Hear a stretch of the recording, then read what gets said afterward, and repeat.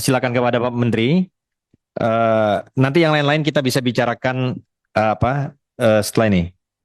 Baik, eh, pimpinan dan Bapak Ibu anggota Dewan yang saya hormati, menyangkut dengan LPG, kami sebenarnya bermaksud untuk bagaimana melakukan penataan aja. Tidak ada maksud lain. Tapi kalau Bapak Ibu setuju untuk tidak kita lakukan penataan, ayo. Nggak apa-apa.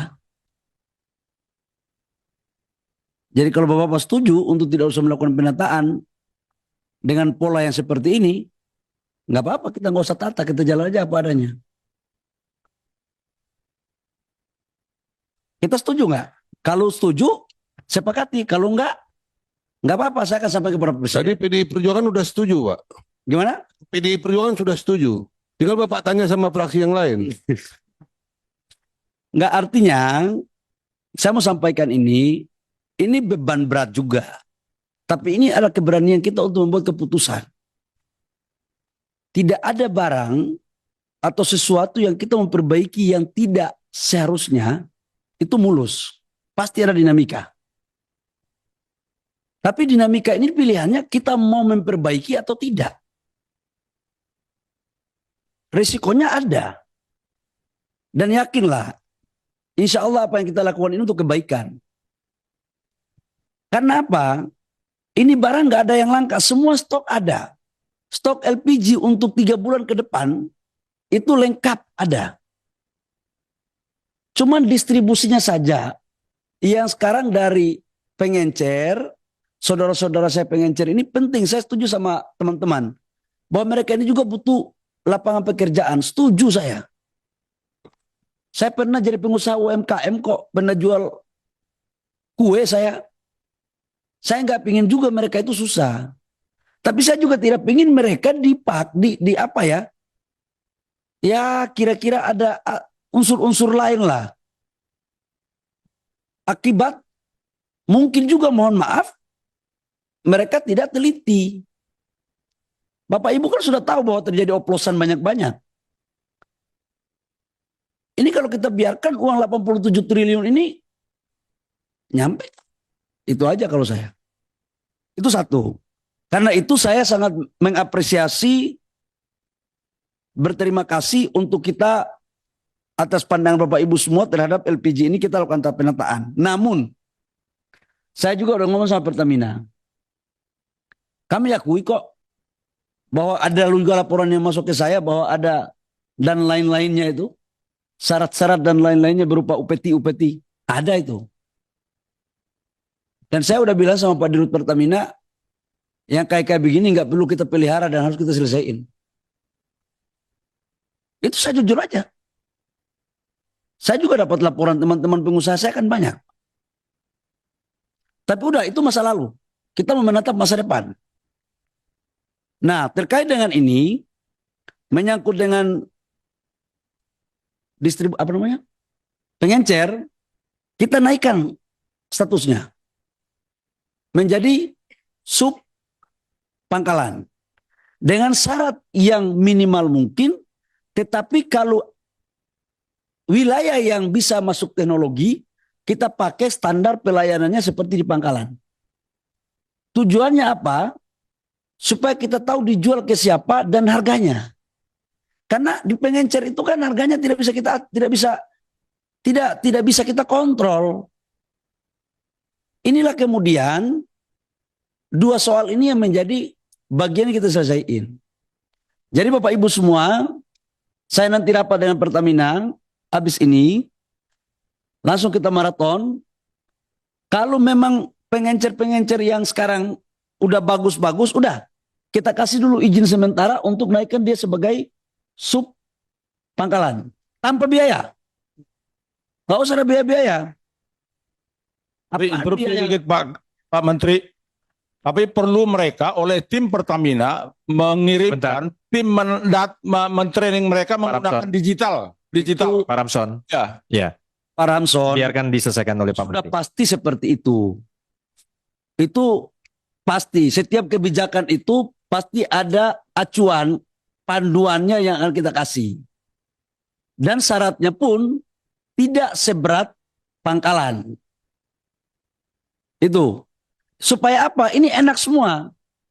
Saudara-saudara kita yang selama pengencer bisa mendapatkan jalannya, tetapi juga pemerintah dan Pertamina bisa mengendalikan LPG 3 kilo ini. Terus menyangkut tadi dengan LPG ada warna apa?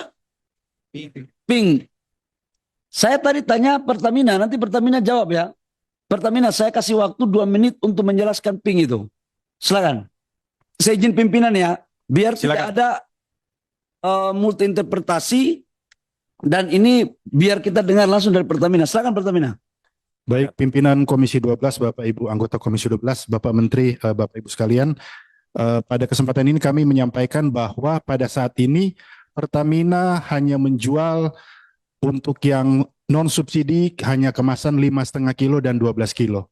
Jadi tidak ada 3 kilogram yang berwarna pink yang non subsidi. Itu pernah ada pada tahun 2018 ketika sedang melakukan uji pasar. Dan itu juga hanya dilakukan selama 6 bulan, yaitu 2.000 tabung di Jakarta dan 1.000 tabung di Surabaya. Untuk melihat pasar kepada kalangan menengah yang tentunya tidak disubsidi dan mendapatkan ukuran yang jauh lebih kecil. Namun itu adalah tahun 2018 sehingga kami sampaikan berita itu adalah berita hoax. Yang kedua, Pak Menteri izin menambahkan juga, tentunya Pertamina adalah aset bangsa yang kita banggakan juga semua. Untuk itu, apabila ada kegiatan atau praktek-praktek yang berlangsung di Pertamina yang tentunya mencari keuntungan dengan harus membayar dengan biaya-biaya tertentu, mohon untuk dilaporkan, akan kita sikat habis, Pak. Terima kasih. Ketua. Ya, Izin Ketua. ya silakan. Jadi ini terjadi subordinasi antara Kementerian SDM kan. Jadi saya pikir setiap Kementerian SDM juga harus dalam mengeluarkan kebijakan berkoordinasi juga dong dengan eksekutornya yaitu Pertamina. Pertamina kan penugasan. Ini anggaran subsidi ini melekat di SDM. Jadi ada hal-hal semacam ini. Jadi kasihan juga ntar Pertaminanya yang salah. Seolah-olah Pertamina yang merusak rantai pasok terhadap masyarakat. Jadi ini tolong Pak Menteri, bukan karena Pak Simon separtai dengan saya, tapi saya harus bela juga. Jangan juga kebijakan Menteri SDM tanpa koordinasi diberitahukan, sama kayak tadi kan. Ternyata Pertamina membantah kan. Terkait juga pengecer juga. Yang digebukin Pertamina kan. Di lapangan seolah-olah Pertamina yang salah kan. Ketika ada kelangkaan padahal ininya apa LPG-nya ada gitu loh. Jadi saya pikir ke depan ini Dirjen Migas baru, tolonglah regulator dan eksekutor itu saling berkoordinasi gitu loh. Jangan jalan masing-masing. Itulah butuhnya kita koordinasi antar sesama itu. Pimpinan, saya boleh lanjutkan dulu pimpinan? Ya, silakan Pak. Baik, itu sekedar penjelasan tambahan. Kami dengan Pertamina selalu koordinasi, nggak ada yang tidak dikoordinasikan. Semuanya berjalan baik, bahkan saya sama Pak Simon ini hampir tiap hari kita ngobrol. Pak Rifa itu dengan dirjen saya ngobrol terus sampai saya mau ke sini aja masih telepon Pak Rifa. Jadi Pak Bambang, insya Allah semua ini dalam kerangka yang baik. Sebenarnya di antara kami koordinasinya bagus. Contoh menyangkut dengan 3 kilogram. Memang Pertamina nggak pernah mengeluarkan. Itu 2018. Tapi ini kan di seolah-olah bahwa ada. Nah jawabannya seperti apa teman Bapak Ibu semua udah tahu. Bahwa memang ada yang tidak nyaman ketika kita mau tertibkan proses untuk pendistribusian daripada pengencer. Tapi kita sayangi, kita hormati pengencer dan pasti kita akan memberikan yang terbaik untuk rakyat kita. Yang berikut menyangkut dengan DMO. DMO kami setuju, Pak. Tapi DMO itu saya pikir kalau masuk di undang-undang, karena intinya itu kan DMO itu kan harga. Jadi saya pikir itu bisa dibicarain aja, nggak ada masalah. Menteri, izin Pak Pimpinan. DMO itu bukan harga Pak, tapi kuota. Kalau harga IPO, gitu ya? Ya, IPO, ya. saya pikir biar Pak Menteri menyelesaikan. Ya, silakan Pak Menteri diteruskan. Maksud saya adalah kalau DMO itu kan alokasi. Sekarang ini kan 100% dari total produksi diwajibkan 25% untuk DMO dalam negeri. Di mana DMO dalam negeri ini salah satu diantaranya adalah PLN. Kalau menyangkut DMO nggak ada masalah. Semua perusahaan mau pasok kepada PLN. Masalahnya adalah begitu masuk di PLN dihargai dengan harga di bawah harga pasar. Itulah maksud saya harga itu. Makanya dibutuhkan satu lembaga mediasi untuk menghimpun antara dana ekspor selisih dengan yang memasok DMO agar harganya bisa seimbang. Itu Pak. Kami sudah pikirkan Pak itu. Interupsi sedikit Pak. Pak Menteri, DMO dan DPO itu kita putuskan di sini tahun 2018 dengan pemerintah. Domestic Market Obligation dan Domestic Price Obligation untuk memprotek PLN $70.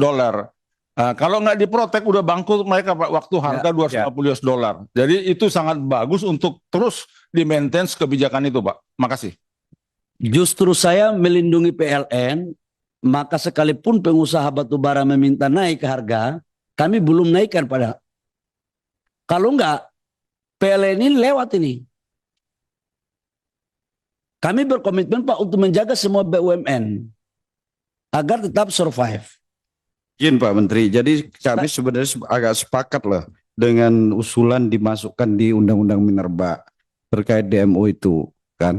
Kalau kita tarik lagi ke pasal 33 kan jelas tanah, air dan seisinya itu dikuasai negara dan dipergunakan semaksimalnya untuk hidup hajat orang banyak.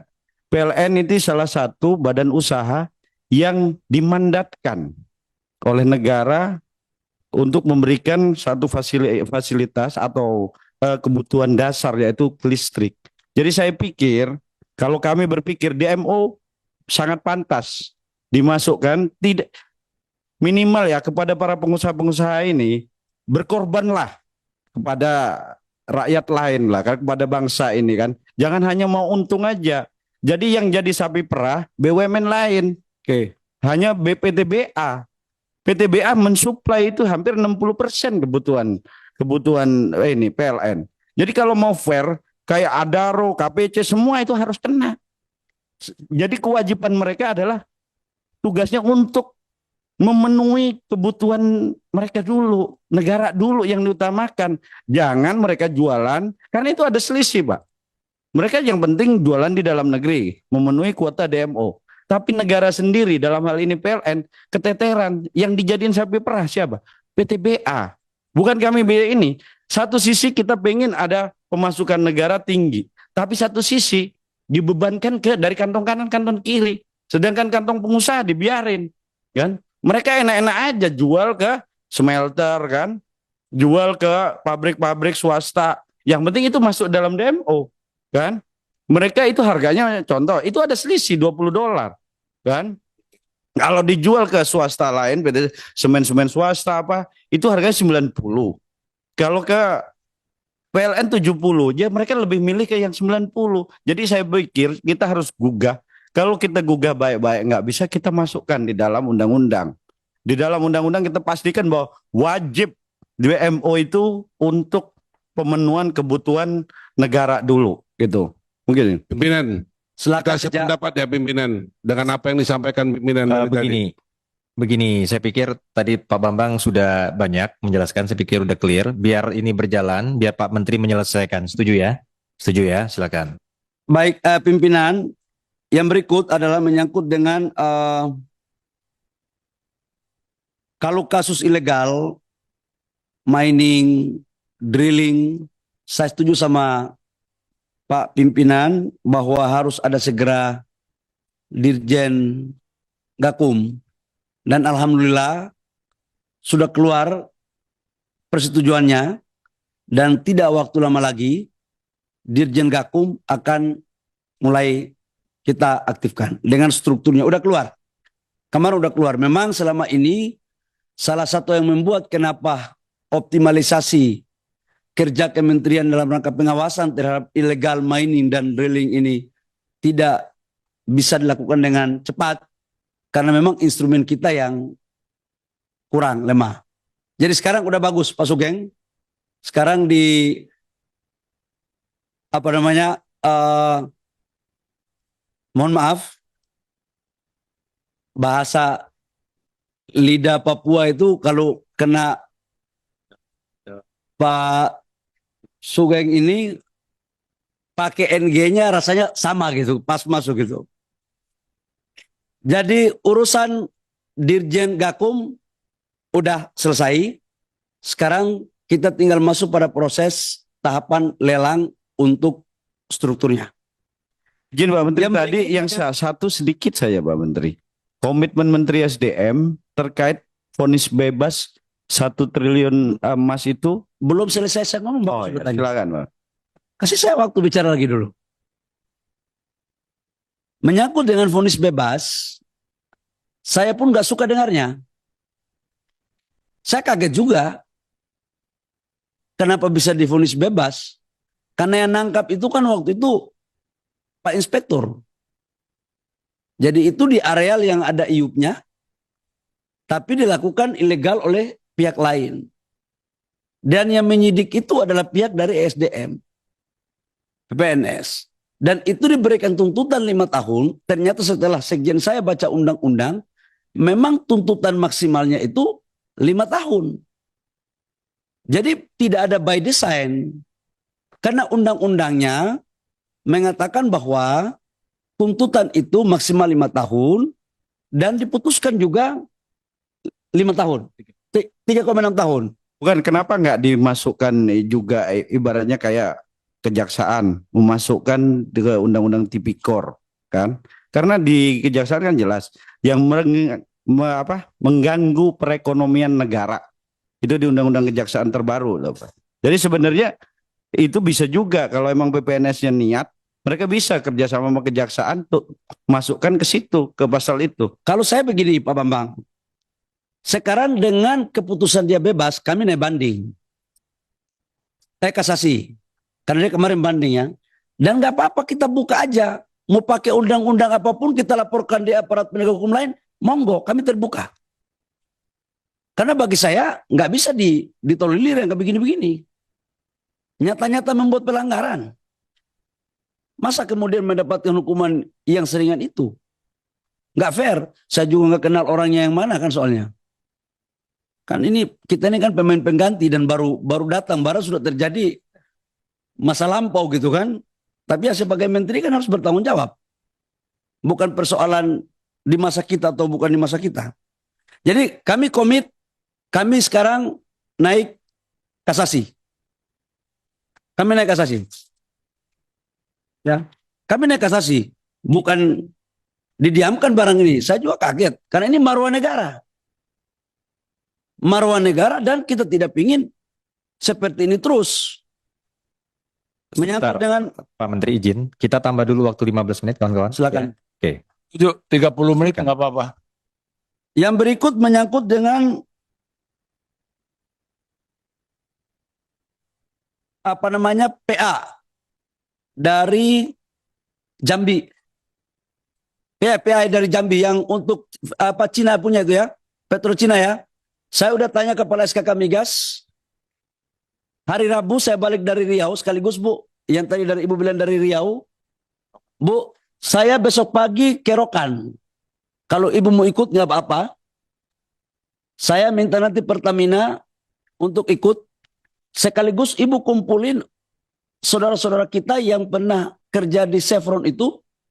Yang bagus-bagus katanya itu dikumpulin aja. Supaya saya bawa Pertamina untuk kemudian dapat dipertimbangkan agar bisa dimasukkan mereka juga selama kerjanya benar dan bagus. Itu cakep Pak, cakep. Cakep Pak Menteri itu. Menyangkut dengan Siapa? PI, saya balik hari Rabu. Tolong kasih tahu Pak Gubernur datang aja ke Jakarta. Hari Rabu dengan BUMD-nya. Karena Pak Kepala SKK Migas saya sudah tanya dia tadi. Kenapa belum selesai? Ternyata menunggu BUMD dari daerah. Jadi jangan sampai kita kasih 10% kepada orang lain lagi atas nama BUMD. Jadi masalah lagi nih. Ini jujur aja semangat boleh ada tapi harus beraturan. Jadi jangan sampai maksud lain bikin lain. Ini bahaya kan kita. Jadi kami dengan sangat senang hati, saya sebagai orang daerah pingin sekali untuk itu diberikan. Dan saya janji saya akan selesaikan. Kalau bisa cepat BUMN-nya selesai, Februari ini selesai. Tidak perlu tunggu 2025 akhir. Bisa selesai. Rabu Pak Menteri. Rabu. Rabu ya. Rabu. Makasih Pak Menteri. Biar tambahan untuk makan Saya gizi gratis itu ini. supaya suara di dapil semakin bagus itu. Yang berikut menyangkut dengan Tuban dan Bojonegoro. Untuk Bojonegoro, terima kasih kami akan perhatikan menyangkut aspek lingkungan, tapi kita akan bangun pabrik metanol di sana untuk substitusi impor. Karena kita itu impor sekarang untuk memenuhi kebutuhan B40 2,3 juta metanol. Jadi kita bangun dari sana, kemudian bahan bakunya juga dari Jawa Timur. Menyangkut lahannya, saya terima kasih atas masukannya. Kami akan panggil investornya. Untuk aspek lingkungannya kami akan perhatikan. Menyangkut dengan Tuban, sampai dengan hari ini saya belum mendapatkan informasi perusahaan mana yang akan mengganti Rosneft. Baru kabar-kabar aja, sampai sekarang saya belum ketemu orangnya. Karena saya biasanya kepada Tuhan saya percaya, manusia butuh data. Jangan sampai informasi yang nggak valid kemudian saya terjebak dengan ketidakvalidan itu. Jadi izinkan saya untuk mencari tahu dulu siapa yang mengganti Rosneft. Yang berikut menyangkut dengan banyak kali nih. HGBT, selebihnya nanti pakai tulis aja menyangkut HGBT. Kami sudah putuskan keberlanjutan HGBT untuk gas dibagi menjadi 2 jenis. Untuk PLN itu HGBT-nya $7. Untuk bahan baku industri seperti pupuk subsidi itu $6,5 dari maksimal $6. Kenapa ini kita naikkan?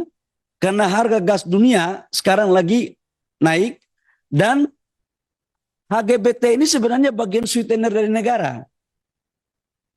Jadi ini pendapatan negara yang harusnya diterima oleh negara, tapi untuk merangsang agar industri kita hidup, maka kemudian pendapatan negara itu dipotong untuk kemudian kita kasih harga $6.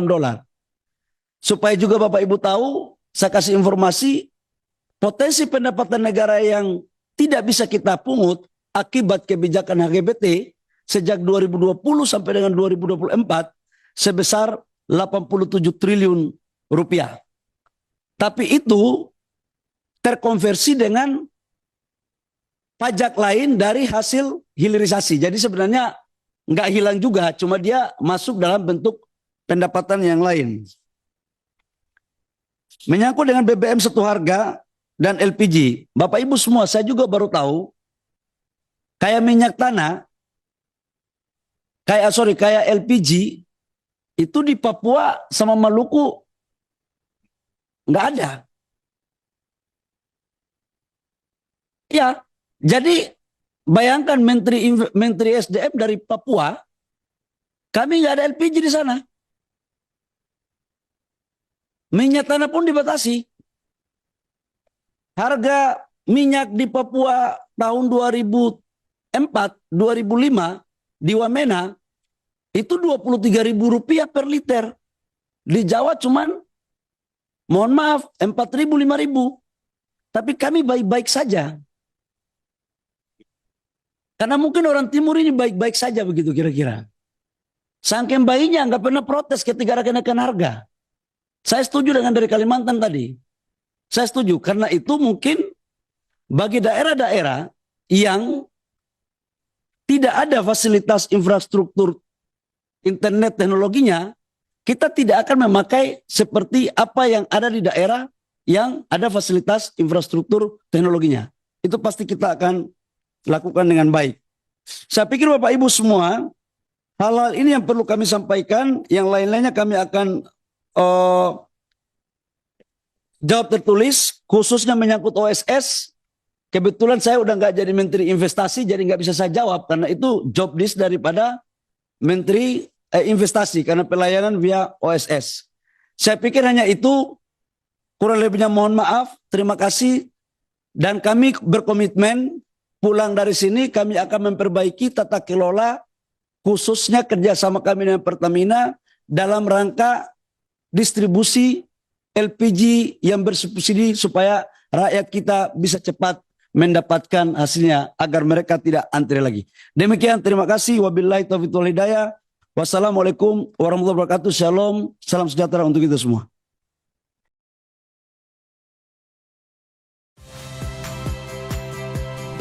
Saya Agin Fridianto. Saksikan terus program-program Kompas TV melalui siaran digital, pay TV, dan media streaming lain. Kompas TV, independen, terpercaya.